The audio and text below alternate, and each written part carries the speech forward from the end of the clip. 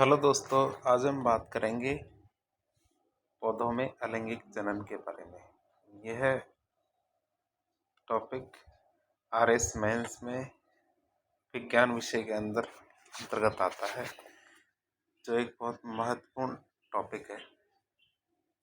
आगे हम बात करते हैं अलैंगिक प्रजनन क्या होती है। अलैंगिक प्रजनन एक ऐसी प्रक्रिया होती है जिसमें नया जीव एकल जनक से ही बनता है और इसमें युग्मक और जनन कोशिकाओं की कोई भूमिका नहीं होती है। कई एक कोशिकीय और बहुकोशिकीय जीव अलैंगिक प्रजनन करते हैं। इस प्रक्रिया में क्या होता है कि जनक जीव या तो विभाजित हो जाता है या फिर जनक जीव का कोई एक हिस्सा नया जीव बनाने में काम आता है और इसके लिए अलग हो जाता है। इस प्रजनन में क्या होता है कि जनन की कुछ कोशिकाएं समसूत्री विभाजन से गुजरती है ताकि दो या दो से अधिक नए जीव बन सके। अलैंगिक प्रजनन की बात करें तो अलैंगिक प्रजनन कितने प्रकार का होता है। अलैंगिक प्रजनन 6 प्रकार का होता है, जो आगे हम देख सकते हैं। विखंडन, मुकुलन, बीजाणु का बनना, पुनर्जनन, खंडन और कायिक प्रवर्धन। इन्हें हम बारी बारी से एक एक करके देखते हैं। सबसे पहले विखंडन आता है। विखंडन की बात करें तो विखंडन में क्या होता है। विखंडन में एक कोशिकीय जीव नए जीव को बनाने के लिए विभाजित हो जाता है। यह अधिकतर प्रोटोजोआ और कई प्रकार के जो छोटे जीवाणु और बैक्टीरिया होते हैं उन जीवों में प्रजनन की प्रक्रिया होती है। विखंडन 2 प्रकार के होते हैं। पहला द्विविखंडन, दूसरा बहुविखंडन। सबसे पहले द्विविखंडन की बात करें। द्विविखंडन में क्या होता है, एकल जनक कोशिका पूरी तरह से विकसित होने वाले बिंदु पर पहुंच जाती है, फिर वह 2 हिस्सों में बंट जाती है। इस प्रक्रिया में क्या होता है, विभाजन के बाद जनक कोशिका समाप्त हो जाती है और 2 नए जीवों का निर्माण होता है। द्विविखंडन की प्रक्रिया से गुजरने वाले एक कोशिकीय जीवों के उदाहरण किनको माना जाएगा, अमीबा, पैरामीशियम और लीशमैनिया। इसको हम आगे चित्र के माध्यम से भी समझने का प्रयास करेंगे। इसमें हम देखेंगे अमीबा के अंदर द्विविखंडन किस प्रकार होता है। सबसे पहले अमीबा की एक मात्र कोशिका जो ये हम देख सकते हैं। इसमें हम एक केंद्रक और साइटोप्लाज्म या कोशिका ध्रुव देख सकते हैं। यह अपने एक परिपक्वता की अवधि तक पहुंच जाती है। फिर इसमें धीरे धीरे जो केंद्रक है उसका एलोंगेशन या फिर वृद्धिकरण होता है। कुछ समय बाद केंद्रक 2 भागों में बंट जाता है और धीरे धीरे जो साइटोप्लाज्म में कोशिका ध्रुव वह भी 2 भागों में बंटने का प्रयास करता है। अंत में 2 पुत्री कोशिकाएं बन जाती है। ये द्विविखंडन की एक प्रक्रिया है जो अमीबा में हम देख सकते हैं। आगे दूसरा प्रकार देखेंगे हम बहुविखंडन। बहुविखंडन में अलैंगिक प्रजनन की एक प्रक्रिया है। इसमें क्या होता है, जनक कोशिका नए जीवों के निर्माण के लिए विभाजित होती है। ऐसा तब होता है जब एक कोशिकीय जीव के आसपास पुट्टी या सिस्ट बन जाते हैं। जैसा कि चित्र में भी हम देख सकते हैं, इस पुट्टी या सिस्ट के भीतर जीव का नाभिक कई छोटे छोटे नाभिकों में टूट जाता है और जब अनुकूल परिस्थिति आती है तो पुट्टी बंट जाती है, विभाजित हो जाती है, जिसमें कई संततियां कोशिकाएं मुक्त होती है। प्लाज्मोडियम में बहुकोशिकीय या बहुविखंडन की प्रक्रिया संपन्न होती है, जैसा कि हम चित्र के माध्यम से समझने का प्रयास करेंगे। बहुविखंडन के द्वारा प्रजनन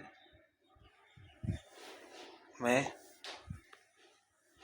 सबसे पहले देखते हैं, यह प्लाज्मोडियम का साइजोन्ट है। धीरे धीरे इसकी केंद्रक कई पुत्री न्यूक्लियाई में बंट जाता है। आगे यह जब फेवरेबल कंडीशन से अनुकूल परिस्थितियाँ आती है तो यह बढ़ जाता है और मल्टीपल फ्यूजन या बहुविखंडन के द्वारा प्रजनन का कार्य करता है। अगला हम देखते हैं मुकुलन।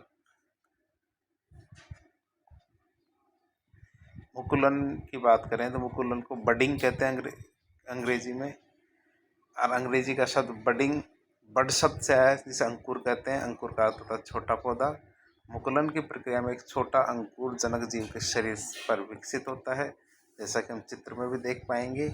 समय आने पर नए जीव के निर्माण के लिए खुद को जनक जीव से अलग कर लेता है और इस प्रकार का जनन हाइड्रा और यीस्ट में पाया जाता है। जैसा कि अब चित्र के माध्यम से हम देखेंगे कि हाइड्रा में किस तरह मुकुलन के माध्यम से जनन होता है। ये हाइड्रा में मुकुलन है। ये हाइड्रा के पेरेंट कोशिका जो हम देख सकते हैं, इसमें छोटा सा बड या अंकुर का निर्माण हुआ। बड धीरे धीरे बढ़ रहा है और एक समय पर यह काफ़ी बड़ा होने के बाद अलग संतति का निर्माण कर लेता है। इसे बडिंग या मुकुलन के द्वारा प्रजनन कहेंगे। इसके बाद देखेंगे मुकुलन यीस्ट के अंदर। ये यीस्ट की मातृ कोशिका है। मातृ कोशिका में बड फॉर्म होना शुरू हो गया है। कुछ समय बाद ये बड अलग अलग होके या फिर चेन प्रक्रिया के माध्यम से अलग होके एक नए जीव का निर्माण करता है। तीसरा प्रकार देखते हैं हम जनन का बीजाणु निर्माण। बीजाणु निर्माण का निर्माण एक कोशिकीय और बहुकोशिकीय दोनों प्रकार के जीवों में होता है। यह प्रक्रिया पौधों में पाई जाती है। बीजाणु निर्माण में जनक पौधा अपने बीजाणु पेटी में सैकड़ों प्रजनन इकाइयां पैदा करता है, जिन्हें क्या कहते हैं? बीजाणु कहते हैं।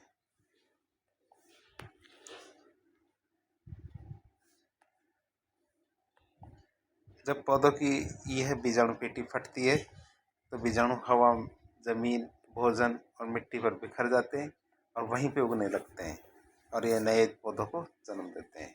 इस प्रकार का जन्म राइजोपस, म्यूकर, इस प्रकार के जो कवक होते हैं, ये बीजाणु जनन के माध्यम से जनन का कार्य करते हैं। जैसा कि हम चित्र में देख सकते हैं कि राइजोपस में जनन किस प्रकार हो रहा है। राइजोपस का कवक है जो ब्रेड मोल्ड अर्थात रोटी या ब्रेड के ऊपर पाया जाता है, जिसमें स्पोरेंजियम नामक एक गुंडी होती है, जिसके फटने से बहुत सारे स्पोर्स बिखर जाते हैं, जो हम देख सकते हैं यहाँ स्पोर्स बिखर रहे हैं। आगे बात करते हैं पुनर्जनन की। पुनर्जनन क्या होता है? प्रजनन की एक अलैंगिक विधि होती है। इस विधि में अगर जनक जीव का शरीर यदि कहीं से कट जाता है तो कटा हुआ प्रत्येक हिस्सा पुनर्जनित हो जाता है और अपने शरीर के हिस्से से पूरी तरह से एक नया जीव बना लेता है।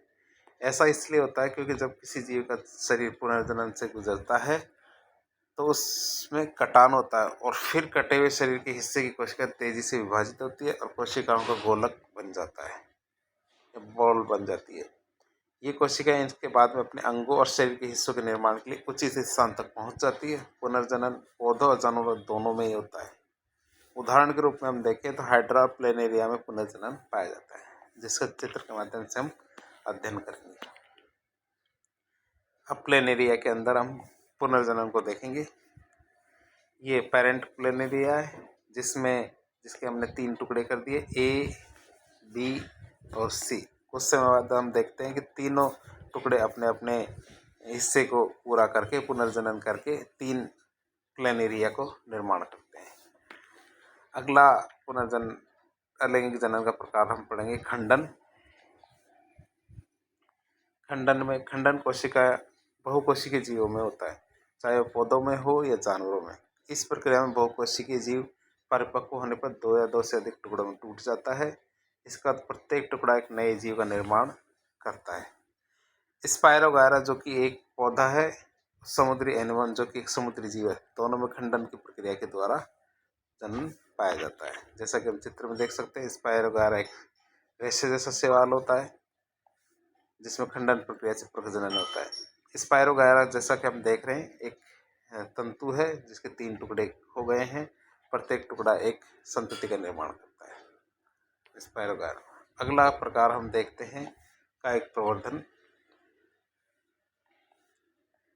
कायिक प्रवर्धन का अलैंगिक जनन का प्रकार कायिक प्रवर्धन, जिसमें हम देखते हैं इस प्रकार का अलैंगिक जनन सिर्फ पौधों में ही पाया जाता है। कायिक प्रवर्धन में पुराने पौधों के हिस्से जैसे जड़, तना, पत्ती, इनका प्रयोग करके पौधों को उगाने में किया जाता है।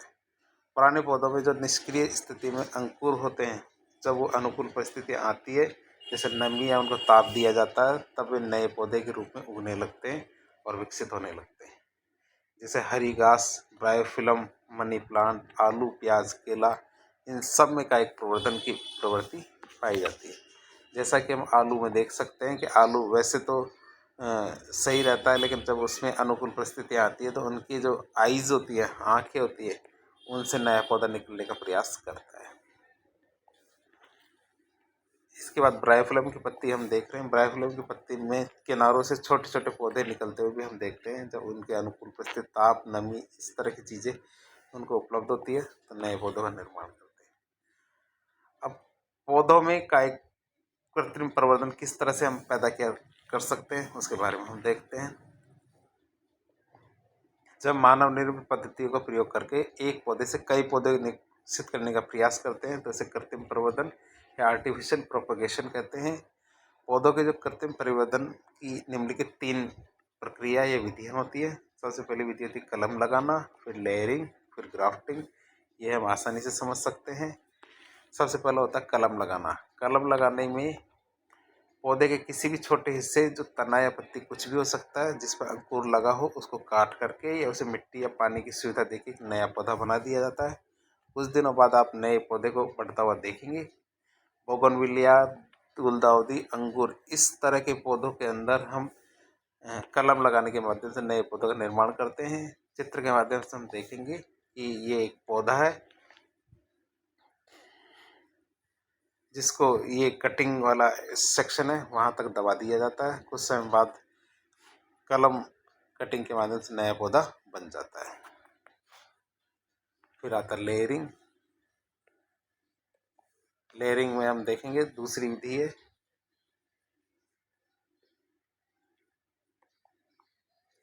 लेयरिंग में हम देखते हैं कि लेयरिंग में जनक पौधों की शाखाओं को मिट्टी में इस तरह से डाला जाता है कि उस शाखा का एक हिस्सा मिट्टी के बाहर की ओर निकला होता है और मिट्टी के बाहर वाली शाखा के हिस्से पर जब जड़ें उगती है तो उसे जनक पौधे से काटकर अलग कर दिया जाता है। इस प्रकार मिट्टी में दबी शाखा से नया पौधा उगने लगता है। जैसा कि हम चित्र के माध्यम से देखेंगे लेयरिंग में किस तरह से अलैंगिक जनन होता है। चमेली, स्ट्रॉबेरी, रसबेरी आदि पौधों में लेयरिंग के माध्यम से अलैंगिक जनन पाया जाता है। जैसा कि हम चमेली में देख सकते हैं, ये एक जनक पौधा था। इसकी एक शाखा को हमने ज़मीन के अंदर दबा दिया, लेयरिंग कर दी। कुछ समय बाद जो हिस्सा ज़मीन के अंदर दबा हुआ था उससे नया पौधा निकल गया। दूसरी तरह से हम स्टूल लेयरिंग करते हैं। इसमें पौधे के एक सीमित हिस्से को मिट्टी के अंदर दबा दिया जाता है, जिससे उससे अनेक प्रकार की जड़ें निकलती है और एक पौधे से अनेक पौधे बन जाते हैं। आगे हम देखते हैं ग्राफ्टिंग। ग्राफ्टिंग प्रक्रिया के अंदर 2 अलग अलग पौधों के तनों को काट दिया जाता है। इस प्रकार से जोड़ा जाता है कि वे एक पौधे के रूप में विकसित हो सके। काटे गए दोनों तनों में एक तने में जड़ आती है जिसे स्टॉक कहते हैं। दूसरा तना बिना जड़ों के काटा जाता है, इसे नवपल्लव या सेक्शन कहते हैं। स्टॉक पौधे का निचला हिस्सा होता है और नवपल्लव या फिर सेक्शन ऊपरी हिस्सा होता है। दोनों तनों को तिरछे रूप में काटा जाता है। स्टॉक और सेक्शन की कटी हुई सतह को कपड़े की टुकड़े में एक साथ जोड़ा जाता है और बांध दिया जाता है। फिर पॉलीथीन की शीट से ढक दिया जाता है। यह तने को किसी भी प्रकार के संक्रमण या अन्य समस्याओं से बचाएगा। आगे चित्र के माध्यम से इसको समझ सकते हैं। जल्दी क्या होता है, जो स्टॉक और सेक्शन है वो मिल जाते हैं, नए पौधे का निर्माण करते हैं। इस नए पौधे के फल में दोनों के गुण आते हैं, जैसे सेब, आड़ू, खुबानी, इस तरह के होते हैं। इसमें ऊपरी हिस्सा सेक्शन होता है, निचले हिस्सा स्टॉक होता है, जिसको हम देख सकते हैं तिरछा काटा जाता है। कुछ समय बाद इसको प्लास्टिक से या रबड़ से ढक दिया जाता है ताकि इसमें संक्रमण ना हो। आगे हम देखते हैं पौधों और वृक्षों के कृत्रिम प्रवर्धन की ग्राफ्टिंग विधि के बारे में देख लिया हमने। आगे हम बात करते हैं कृत्रिम कायिक प्रवर्धन के बारे में। लाभ क्या हो सकते हैं, इसके लाभों की बात करें तो नए पौधों में जनक पौधों के गुण जैसे ही गुण होंगे। ग्राफ्टिंग के द्वारा उगाए गए पौधों में फल बहुत पहले आने लगते हैं, समय से पहले आने लगते हैं। आरंभिक वर्षों में देखें तो पौधों पर कम ध्यान देने की जरूरत पड़ती है। एक ही जनक पौधे से कई पौधे उगाए जा सकते हैं और बीज रहित पौधों भी प्राप्त किए जा सकते हैं। धन्यवाद। इस तरह से हमारे चैनल से जुड़े रहें और लाइक करें, सब्सक्राइब करें और कमेंट करें, शेयर करें। धन्यवाद।